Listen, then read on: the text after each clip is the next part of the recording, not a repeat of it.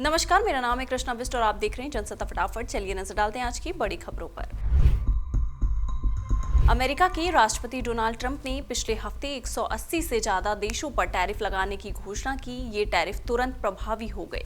Trump प्रशासन की इस नई नीति के तहत नॉन लिस्टेड देशों से सभी आयातों पर बेसलाइन 10% टैरिफ और उन देशों पर हाई टैरिफ जो प्रशासन के अनुसार अमेरिकी निर्यात पर सख्त नियम या टैरिफ लगाते हैं, जिसके खिलाफ चीन ने अमेरिका से आने वाले हर आयात पर अब 34% का अतिरिक्त टैरिफ लगाने का ऐलान किया है, जो 10 अप्रैल से लागू भी हो जाएगा।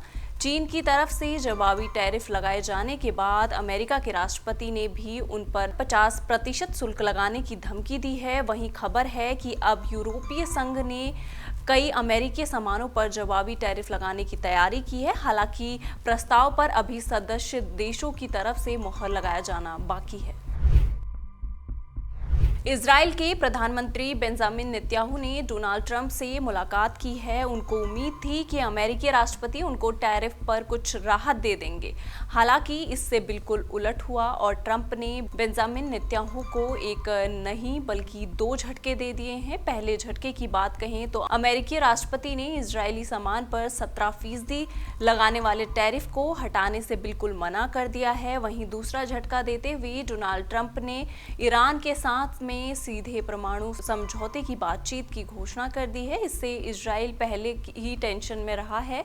डोनाल्ड ट्रंप ने कहा कि हम ईरान के साथ सीधी बातचीत कर रहे हैं। मुझे लगता है कि हर कोई इस बात पर सहमत है कि स्पष्ट तरीके से किए जाने वाले काम के बजाय कोई समझौता करना बेहतर होगा। जयपुर के नाहरगढ़ क्षेत्र में सोमवार शाम को हिट एंड रन का एक चौंकाने वाला मामला सामने आया है। इसमें एक तेज रफ्तार कार ने पैदल यात्रियों को जोरदार टक्कर मार दी। इस दर्दनाक हादसे में 3 लोगों की मौत हो गई है और 6 लोग घायल हो गए हैं। मरने वाले लोगों में एक महिला और एक पुरुष हैं। इस घटना का वीडियो अब सोशल मीडिया पर तेजी से वायरल हो रहा है।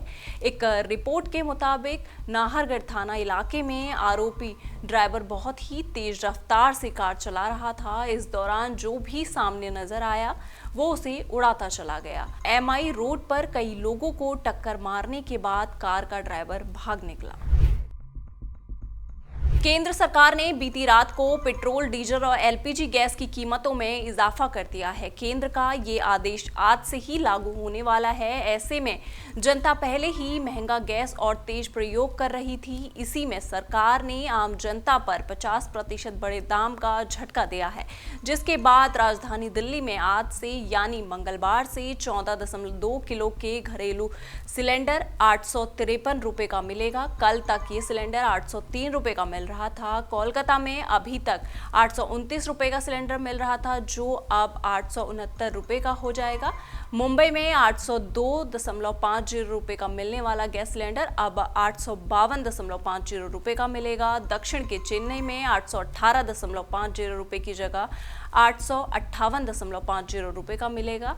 इससे पहले पिछले साल 1 अगस्त 2024 को रेट बदले थे, जिसके बाद 7 अप्रैल 2025 को दामों में बढ़ोतरी की गई।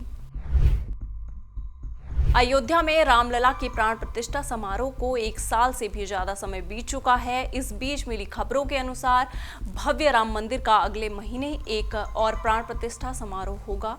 इस समारोह में भगवान राम को राजा के रूप में स्थापित किया जाएगा और इसके बाद इस महीने के अंत में मंदिर की पहली मंजिल पर राम दरबार या शाही दरबार की स्थापना की जाएगी। इंडियन एक्सप्रेस को मिली जानकारी के अनुसार समारोह की तैयारियां चल रही हैं और इससे जुड़े लोगों ने कहा कि ये पिछले साल 22 जनवरी को आयोजित भव्य समारोह की तुलना में छोटा होगा। ये आयोजन मंदिर निर्माण का एक तरह से समापन भी हो, जो 2020 में सुप्रीम कोर्ट के फैसले के बाद शुरू हुआ था और जिसमें निर्माण की देखरेख के लिए एक समिति गठित करने का आदेश दिया गया था। मंदिर निर्माण समिति का नेतृत्व वर्तमान में प्रधानमंत्री के पूर्व प्रधान सचिव नृपेंद्र मिश्रा कर रहे हैं।